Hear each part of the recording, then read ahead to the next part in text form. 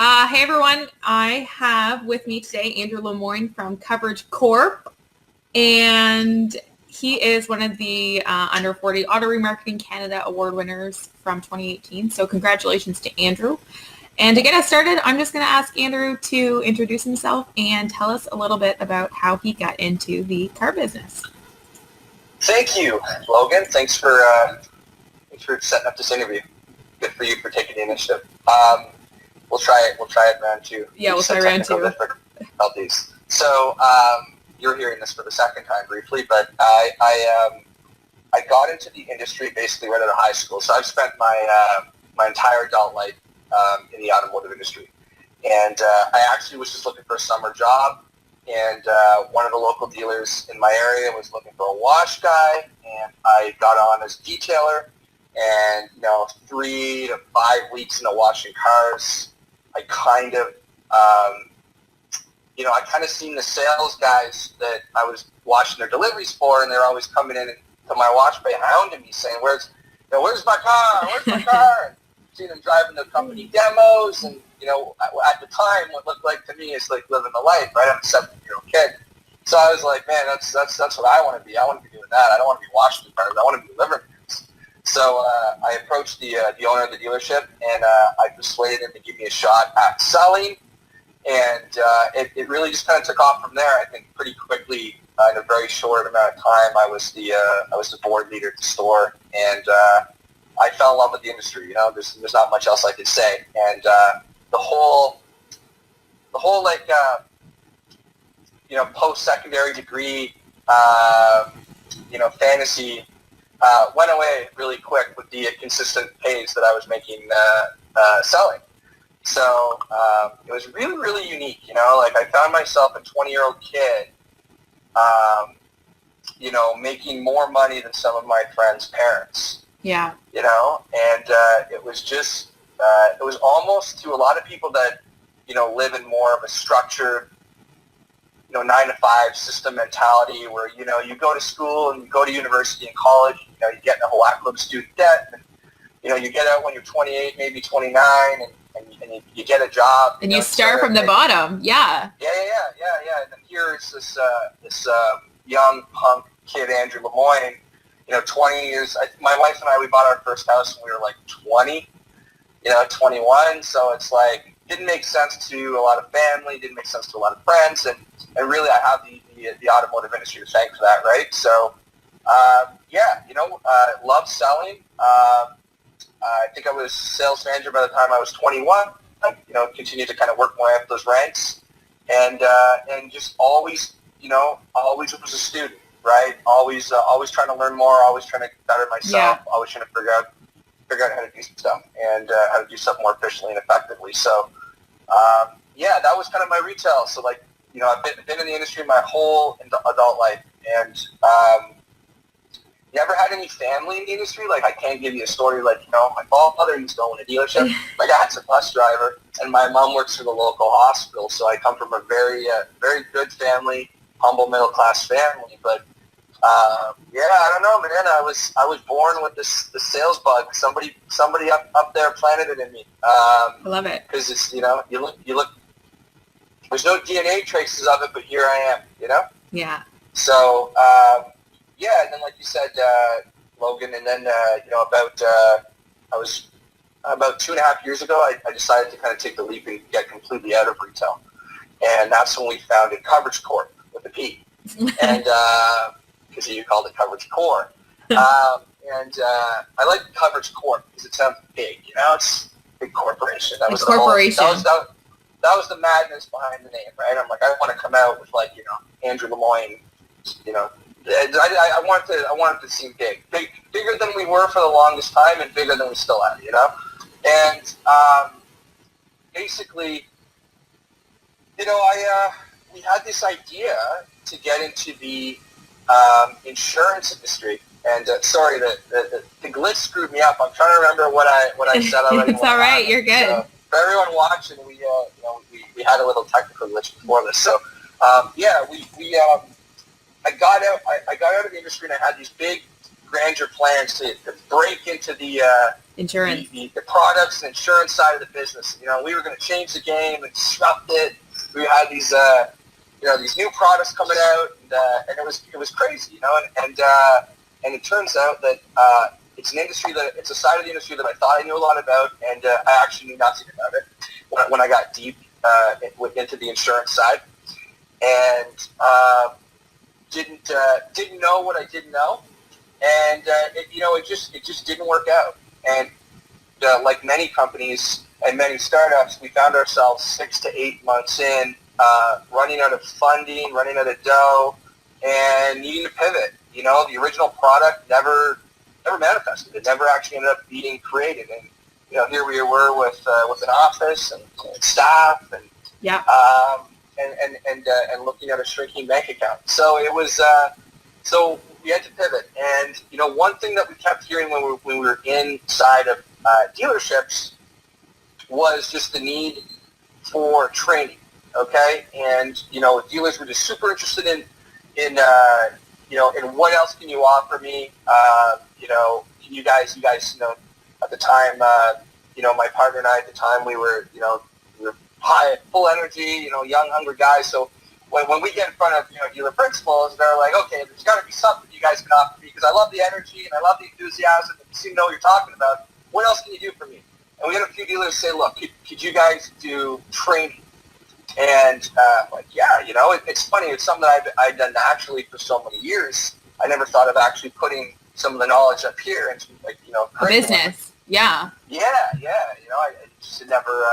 It never had occurred to me. So that was kind of like the whole, the birth of the whole training thing, right? It's like, we went back and right away started writing content and coming up with, training programs. And I never thought I'd be a trainer, but I've always loved coaching people, and I've always loved motivating people, and I always tried to do it as best as I could with my staff at the retail dealership and here. So yeah, so we kind of broke into training, and then we kept hearing this non-prime question, so everybody. So this is where things got a little bit more niche because, every dealer was open to training and helping their people level up, but they also, most of them had this desire and this just need and curiosity about the non-prime space because so many of them have heard about this massive part of the industry, which I later found out was over a third. But they had no idea how to get into it, right? So they heard from bank reps and warranty reps that this guy up the street's just killing it, making all this money off this non-prime side, and this whole online lead side, and these there's a golden unicorn. It's like somebody unraveled Willy Wonka's golden chocolate bar, and now the dealers want how to get it. So we had some good non-prime retail experience when we were in retail ourselves, so we could definitely translate that knowledge. Yeah, and again, that was a part of the industry that I thought I knew a lot about, and there was just so much more to discover. But and it kind of just evolved from there, right? So then we started just again focusing and pivoting just specifically on the non-prime side. And it's definitely a topic that dealers don't, they're open to listen to, okay? Like they're not against it. They're open to learning more about it, and it's not a real pitch. It's more of an information presentation when we go in and do what we do. So it's awesome. Cool. Okay, so I love that you're agile. Super important, in startup culture to be able to translate, and oftentimes our customers tell us what our product should be, even though we think we have the greatest idea ever. So it's so important to listen to what the people you're actually selling to are saying.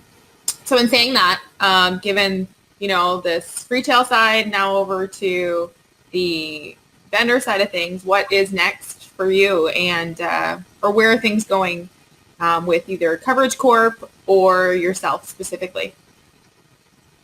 Yeah, so I obviously I'm going to continue to harness and grow the training side of the business.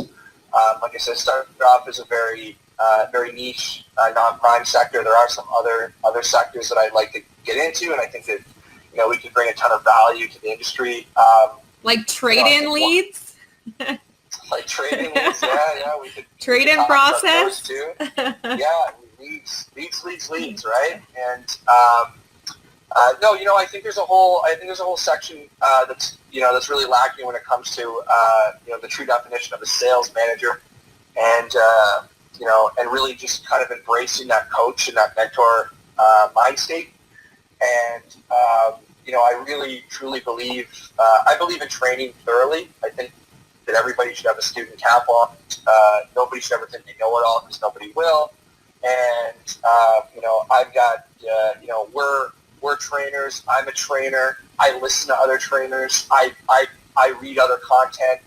I make much more my own opinion, but I take it all in, and then Andrew forms Andrew's opinion and view on it, right?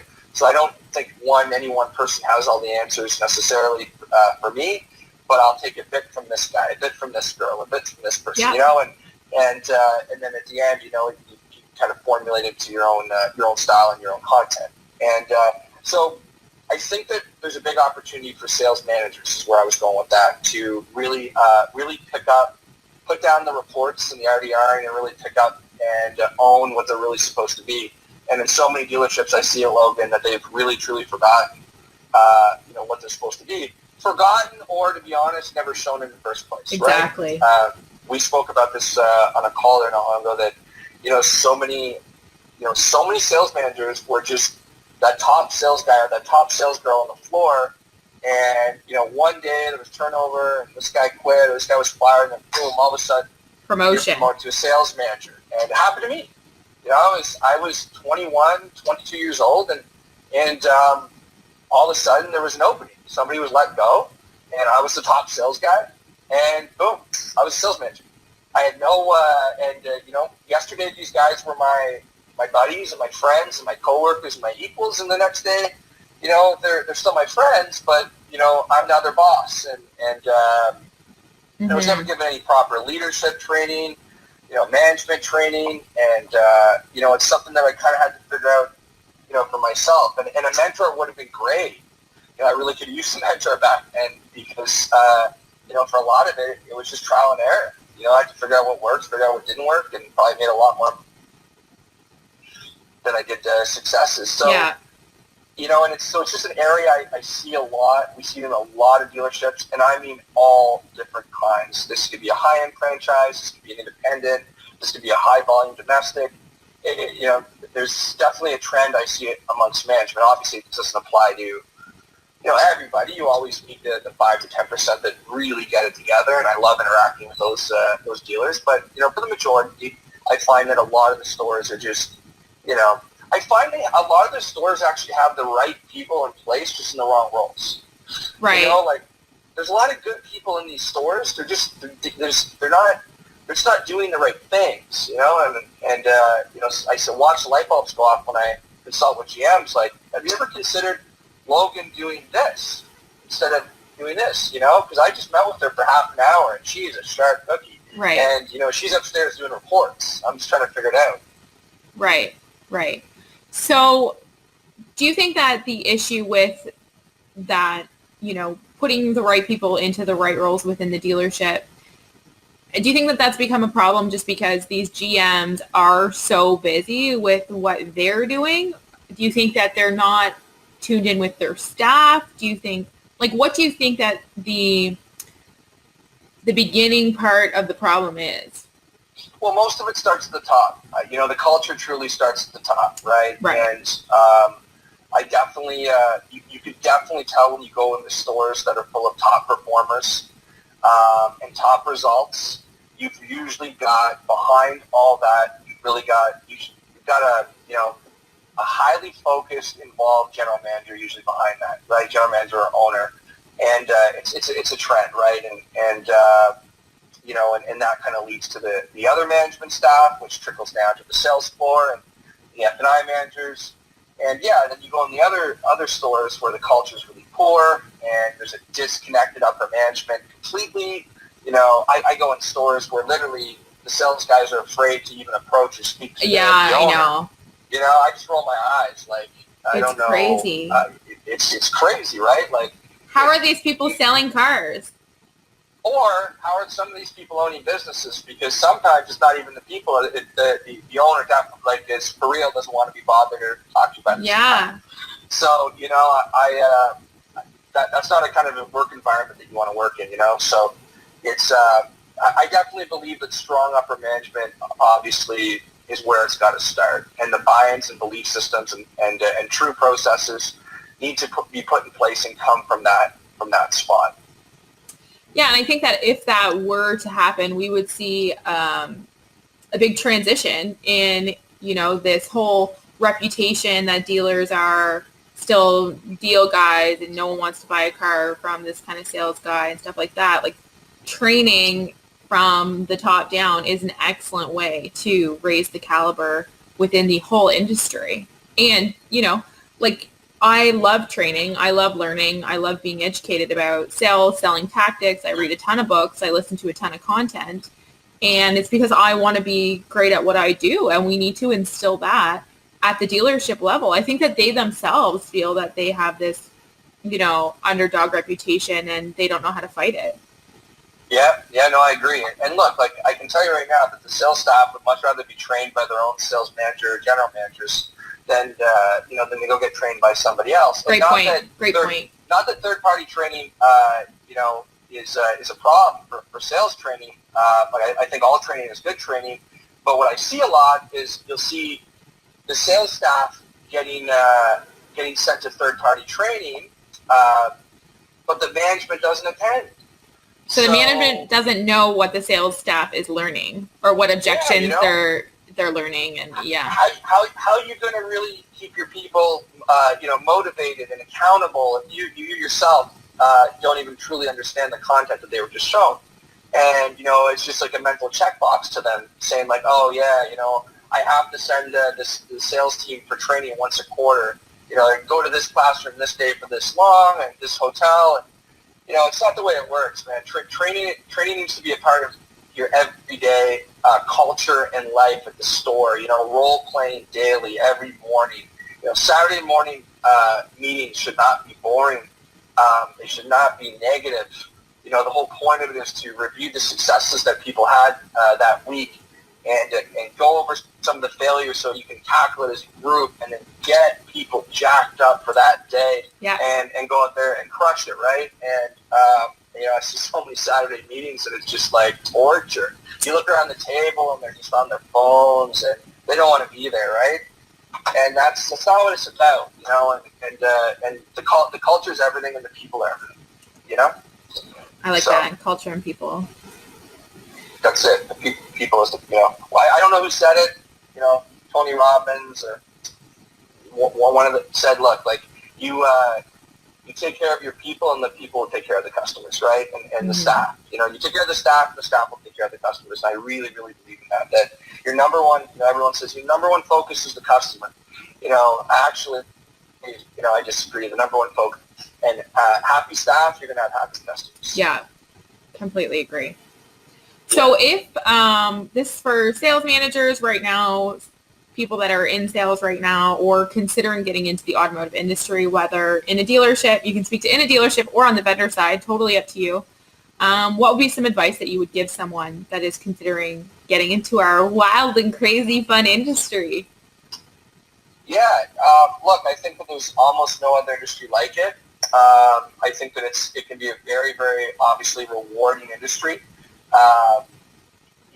There's a lot of stereotypes around it, but as there is with, everybody talks about that. There is with almost any industry, but there's obviously, a very generic stereotype around car salesmen, right? And, everybody just call it what it is. But, there's a way through proper, through proper training to take a proper approach to this new age customer and process and to really, still exist as a true automotive sales professional. Right, and you had asked me before, what's like the next steps for me, and where do I see the company going? And we've got a lot of stuff on the go, and I guess I'm a salesperson at heart, at the core, but I've also got this love for these two other divisions we have here at the company, which is marketing and tech. And I almost get more excited jamming with our dev team sometimes than jamming with our sales team because I've been immersed in this world of technology, and it's so exciting that we're in a place right now where you could create solutions and ideas and then watch them come to life, through code and technology. So I think that it's very, very important. We're going to get working for a long time on a few other stuff, but you're going to see some real technology stuff coming out of our office. I love marketing. I think that there's no better time right now with what's going on with social and digital. It's an awesome time, and if you really get a handle on that, on the retail level, it's huge, a game changer. Yeah, it's a game changer. So we're working on some technology solutions for our dealer partners, and always trying to figure out how we could streamline stuff, how we could make everybody's life a little easier. I used to call it the tab syndrome, because when I'm in dealerships, I laugh at how many tabs that they have open, to simply sell a vehicle. I walk in F&I and Andrew's offices, and they've got like 9 tabs open on their Google Chrome. Right. It's hilarious. So, there's definitely an easier way to do things, and technology is just empowering us and enabling us to make that happen. So it's exciting. So, going to continue to grow on the training side. We've got a huge marketing side right now that we're rolling out, and then tech. Those are kind of the three amigos. When you put sales, tech, and marketing together, something magical can happen. So cool. That's great. So if someone wanted to reach out to you to ask you about training or marketing or technology, I guess, how would they best get a hold of you? LinkedIn is obviously a great tool. I think that's where you and I got to know each other originally, probably. And so like always hit me up on LinkedIn. I'm fairly active on getting back to people, and then you can email me anytime, Andrew at coveragecorp.ca. Perfect. And sounds good. Well, thank you. Any other questions? I don't think so. Is there anything else you think would be valuable for people to know, or? No, I guess I would say, just look out for us, okay? So, Coverage Corp Dealer Solutions, we're here to stay. We're going to make a lot of noise. We got some big stuff in the cooker, and we love communicating, speaking to all different dealers, and just finding solutions and fits for them. So, we're if you haven't heard from me yet, I promise sooner or later you're going to. Okay, we're going to come knocking. So, it's summertime. It's go time. So the nice weather's finally here. Hey, are you on the West Coast yet, or are you still coming to me from the East Coast? I'm still coming from the East Coast right now. I go away in 1 week, the 31st. Okay, awesome. So awesome, Logan. Well, look, I appreciate you spending some time with me and having this chat, and it's fun. Let's do it again. Absolutely. Thanks, Andrew. Okay, talk soon. Okay, bye.